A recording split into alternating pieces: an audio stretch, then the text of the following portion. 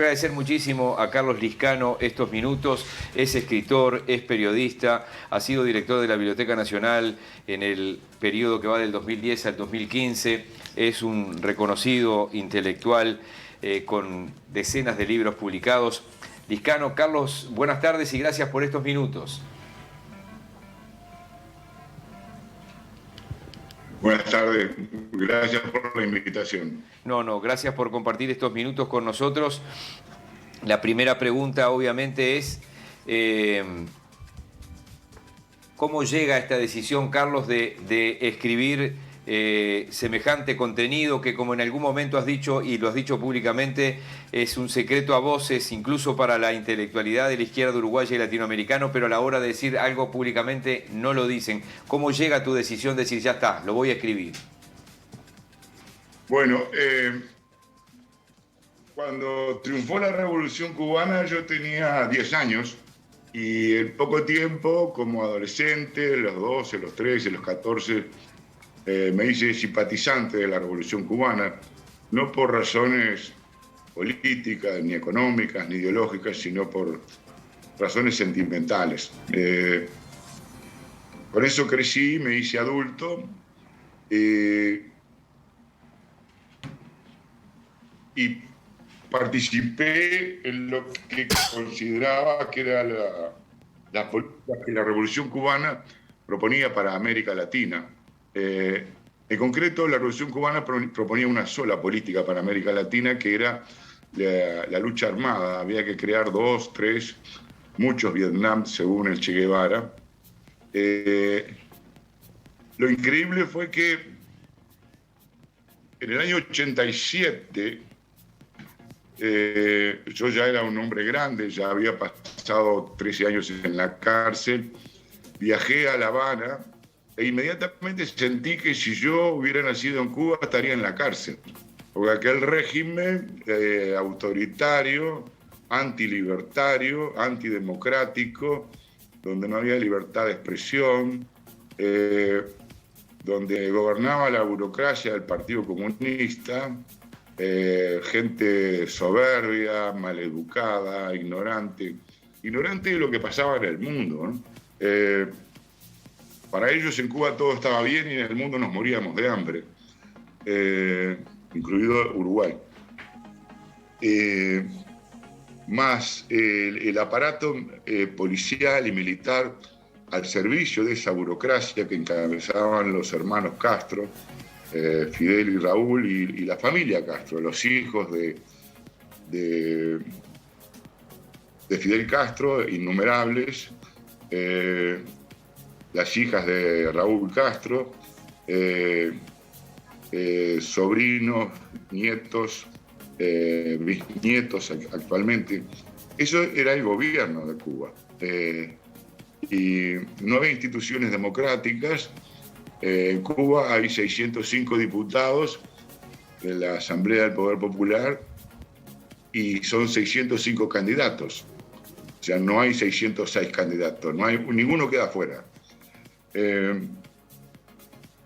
Desde aquella desilusión del año 87 hasta hace un par de años, yo he ido juntando información, lecturas, dolores, tristeza. Prácticamente imposible hablar con nadie de la izquierda, viejos compañeros míos de hace 50 años, de lo que pasa en Cuba, hasta que llegó un momento en que yo tengo 73 años, pensé, bueno, ¿por qué no me voy a contar yo a mí mismo lo que sé sobre Cuba, lo que he estudiado, lo que he vivido, lo que he conversado?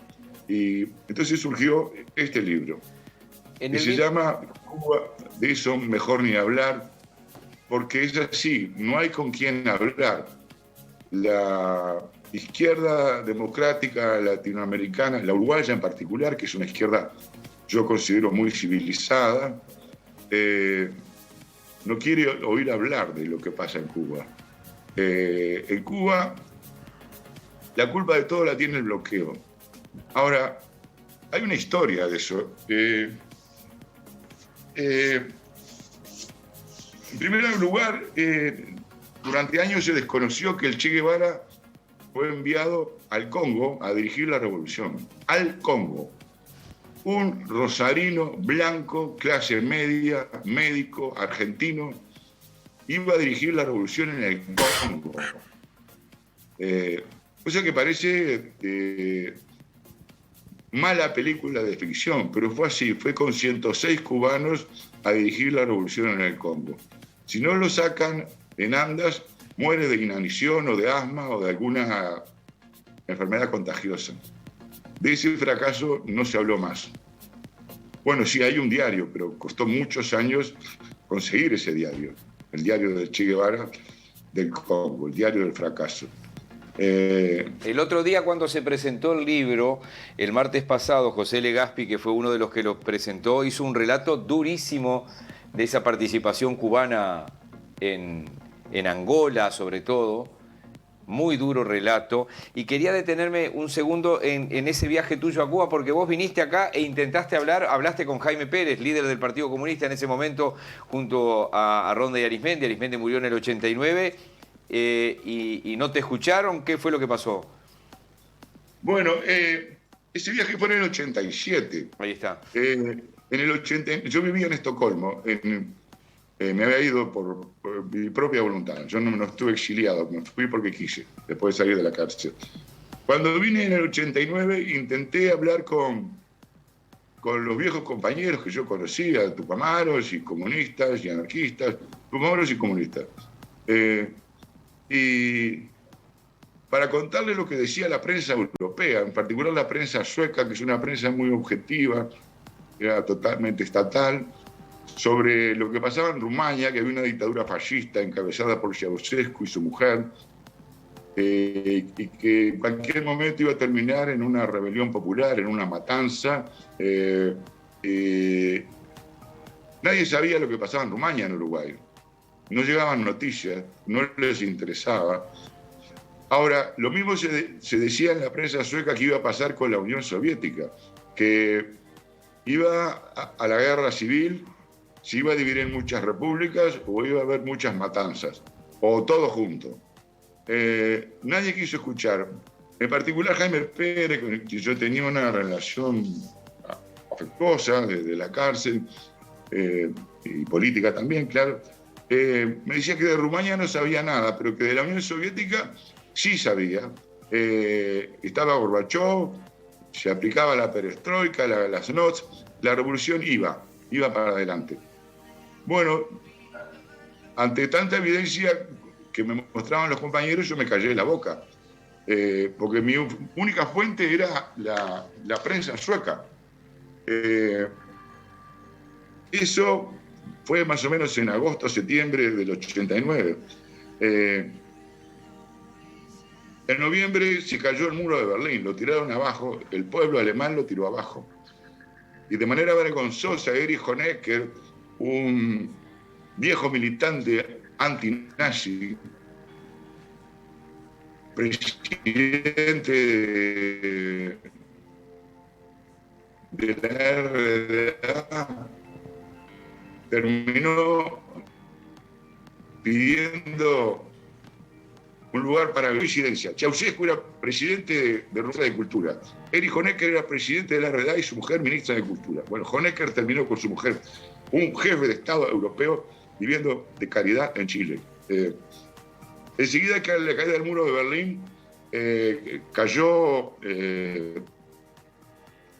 se independizaron Lituania, Letonia, Estonia, fueron expulsados las tropas del Ejército Rojo que ocupaban esos tres países, que son zona de influencia geopolítica de Suecia, o sea que había muy buena información. Y así se siguió con la caída de todo el régimen socialista, con la división de la Unión Soviética en muchas repúblicas y la desaparición de la Unión Soviética. Ahora, años antes, en el año 68, cuando el Pacto de Varsovia invadió Checoslovaquia, Fidel Castro, el líder, héroe de la independencia de los pequeños pueblos, de los pueblos oprimidos, apoyó la invasión a Checoslovaquia. La izquierda latinoamericana, la izquierda democrática latinoamericana, que la había, no dijo nada. Era una invasión en toda la regla. Pese a que el gobierno checoslovaco llamó a la no resistencia, los jóvenes estudiantes, los patriotas resistieron y los tanques rusos le pasaron por encima. El Partido Comunista Uruguayo sacó unos comunicados apoyando la invasión a Checoslovaquia y recordando lo útil que había sido la invasión también del Pacto de Varsovia a Hungría en el año 56. Se vanagloriaba el Partido Comunista de Amendi de haber defendido la democracia socialista frente al imperialismo de Bonn, etcétera, etcétera, etcétera. Ahora, la izquierda no reaccionó nunca reaccionó la izquierda latinoamericana. En el año 67, el Che Guevara invadió Bolivia. Habiendo fracasado en el Congo, desapareció e invadió Bolivia. Digo invadió porque era el Che Guevara, un francés, el profeta de la guerrilla por mano ajena, Régis Debré, que nunca tiró ni una piedra, un grupo de cubanos, un grupo de peruanos y un par de argentinos más. En ese momento Bolivia tenía 150 años de república independiente. Y el Che Guevara invadía Bolivia para crear un nuevo Vietnam. Es decir, se imaginaban los bolivianos que los iban a bombardear con napalm. Sí. Bueno, ya sabemos lo que pasó con esa invasión, cómo terminó lamentablemente para todos, para Che Guevara en particular. Liscano, perdone que lo interrumpa. Usted hace una enumeración de hechos, de antecedentes bastante elocuente. Dijo una frase que me parece interesante citarla. La izquierda no reaccionó nunca. ¿A qué atribuye usted que usted hablaba de los 60, de los 70, de que en 2022 y tras 15 años de gobierno frentista, al Frente Amplio le cueste tanto asumir que gobiernos como el de Venezuela, el de Cuba, son dictatoriales y tengan esta mirada hemipléjica y, si se quiere, romántica con lo que alguna vez fue en sus inicios la Revolución Cubana? ¿A qué lo atribuye? Bueno, el asunto de mi libro comienza o trata fundamentalmente de la influencia de Cuba sobre los intelectuales y los escritores latinoamericanos, que era lo que más me preocupaba a mí y que me sigue interesando. Antes existía el intelectual comprometido.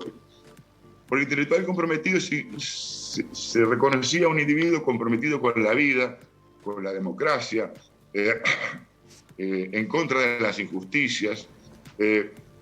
Con el triunfo de la revolución, y el intelectual estaba y está, y debe estarlo, contra lo real, contra lo establecido, contra lo que hace el gobierno, cualquier gobierno, no importa quién sea, el de Tabaré Vázquez, el de Mujica, el quien sea. Bueno, los cubanos dieron vuelta a eso. Comprometido no es nada, dijeron. Lo que importa es el intelectual revolucionario. ¿Qué es un intelectual revolucionario? No se sabe, pero sí se sabe que apoya al gobierno. ¿A qué gobierno? Al gobierno cubano. En el Congreso Cultural del año 68 en La Habana, se decía que, para vergüenza o algo así del intelectual, existía el guerrillero.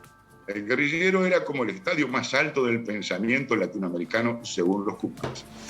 Entonces, ya el intelectual no criticaba al gobierno, sino que apoyaba las medidas del gobierno.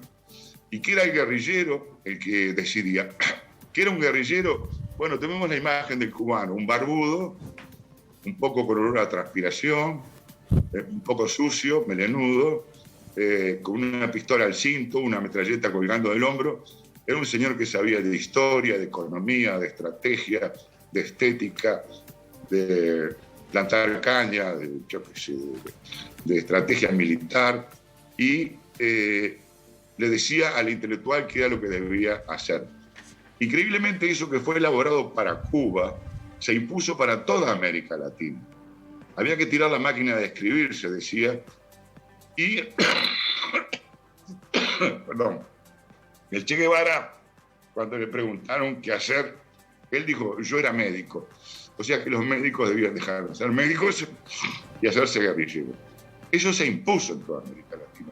Yo tomé 3 casos paradigmáticos para mí en el libro de escritores.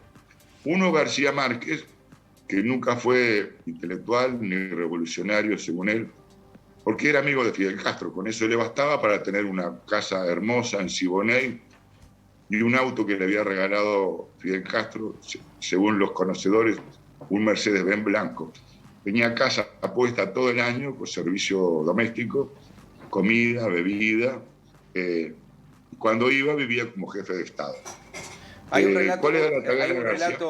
relato muy duro que haces en el libro cuando le van a pedir clemencia para uno de los fusilados a fines de la década del 80 y ellos después, bueno, lo cuentan públicamente, lo han contado varias veces, de la forma en que García Márquez les miente. ¿Lo podés contar en un par de minutos? Sí, lo cuenta Jorge Massetti y su mujer, que es la hija de Tony de la Guardia, el fusilado. Jorge Massetti tiene una larga historia. Su padre fue el guerrillero que antecedió al Che Guevara y desapareció en el norte argentino en un pastizal, nunca más apareció. Bueno, le fueron a pedir por la vida de Tony de la Guardia, no por la libertad, que no lo mataran. Y al único que le podían pedir era a García Márquez. García Márquez les mintió, le dijo que ya había hablado con Fidel, que confiaran en él. Y en realidad lo que hizo García Márquez fue entretenerlos, porque al otro día se fue a París a explicarle a Mitterrand por qué había que fusilar a Tony de la Guardia y al general Ochoa y a 2 militares cubanos más. Eso hizo García Márquez. Pero García Márquez cometía todo tipo de canalladas. García Márquez le pegaba a los más humildes, gente que nunca había salido de su aldea, que moría en una balsa en el Caribe. Él, con información que le pasaba a la policía política cubana, escribía artículos en Colombia, en El País de Madrid, donde morían niños ahogados, ancianos, enfermos. A él no le importaba nada. Esa gente se tiraba al agua, esa gente que nunca había subido un avión, como García Márquez, que tenía privado si quería, porque él era amigo de Clinton, de Fidel Castro, de León, de Felipe González, de Torrijos, de Mitterrand, de todos los jefes de Estado. Nunca era amigo de los humildes, nunca. A los humildes le pegaba, era un canalla, García Márquez. Vos has sido particularmente duro también con Cortázar, con Benedetti. Bueno, son los 3 escritores, porque yo creo que representan 3 aspectos distintos. Podría haber tomado 50, pero Cortázar quiso ser amigo de la revolución, quiso ser amado por la revolución, pero tenía, según el Che Guevara, un pecado original. Usaba al Che Guevara, un marxista-leninista, usaba una imagen religiosa. El pecado original era que era porteño, vivía, en realidad no era porteño, era belga, pero vivía en París y escribía porque es Rayuela, que a los cubanos no les gustaba nada porque no tenía contenido social.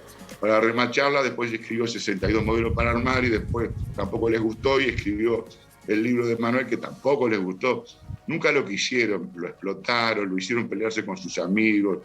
Ahí estaba el mediocre de Fernández Retamar al frente de Casa de las Américas, obligándolo a desdecirse cada vez que se le antojó, y aún así no lo aceptaba. El caso de Benedetti lo puse porque es nuestro, pero no solamente porque es nuestro, sino que fue uno de los hombres que tuvo más contacto con la Revolución Cubana. En su honor hay que decir que vivió en el barrio de Alamar, que es un barrio stalinista, sin ningún encanto, con unos edificios espantosos, no hay jardines, no hay nada. Los ascensores no funcionan, 12 pisos. Ahí eligió vivir Benedetti. Sí, eligió vivir Benedetti ahí y vivir con la tarjeta de racionamiento. Esa es una cosa positiva de Benedetti. Pero Benedetti conectó todo lo que hizo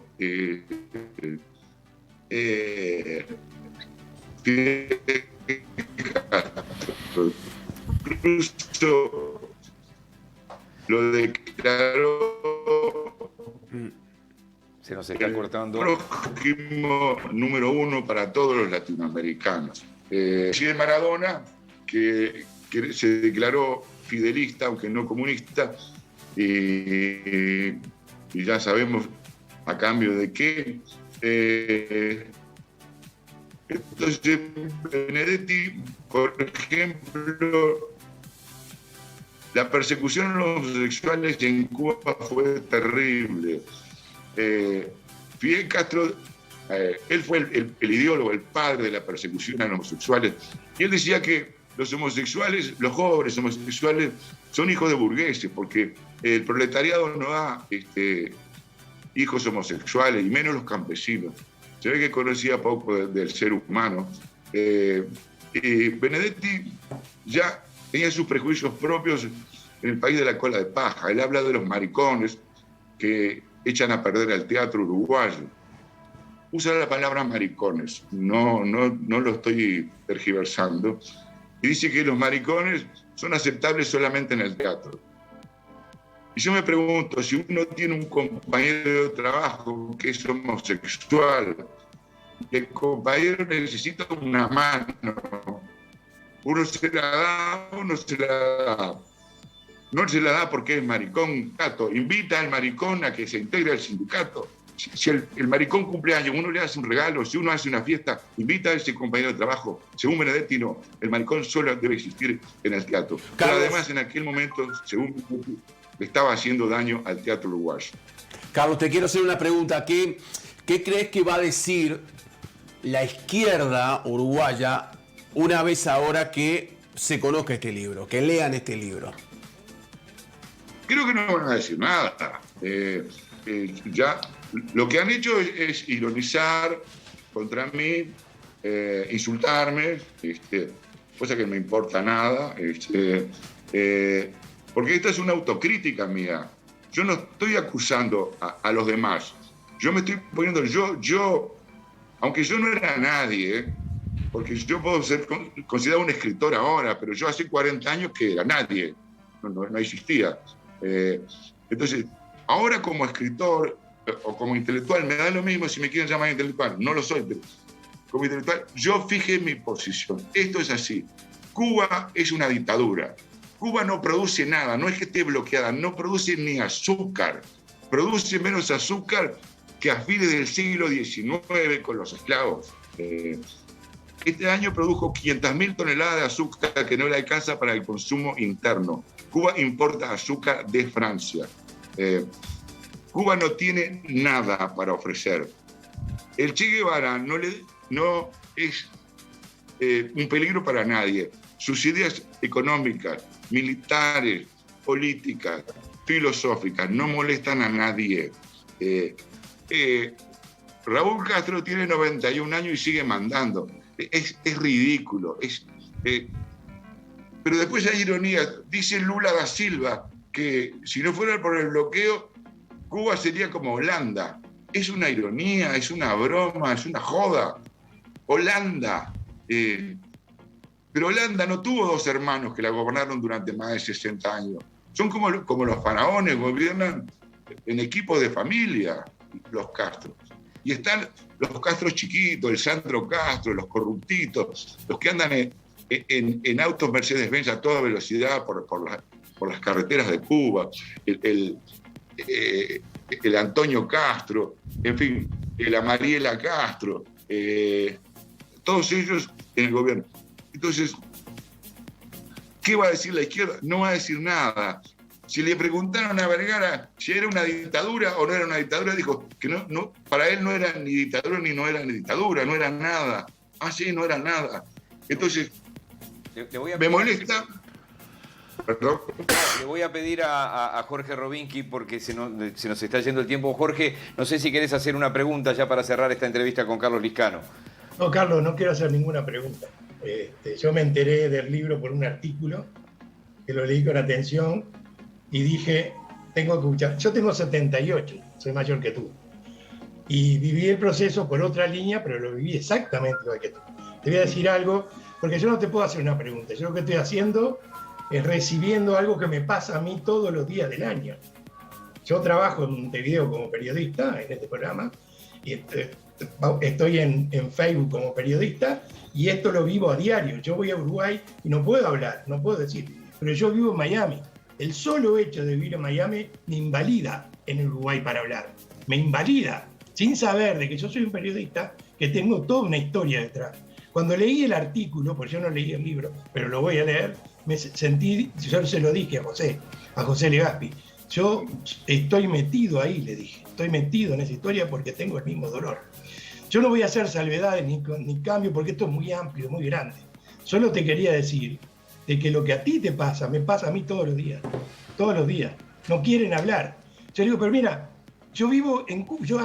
Hay un periodista muy conocido, no importa el nombre, que cuando yo digo yo vivo en Cuba Occidental, haciendo un juego de palabras, porque en realidad Miami está al oriente, está al oriente, no al occidente. Pero yo vivo en Cuba Occidental, porque la ciudad de Miami, el sur de la Florida, es un lugar de una gran influencia cubana, en todo sentido de la palabra, incluso en el revolucionario.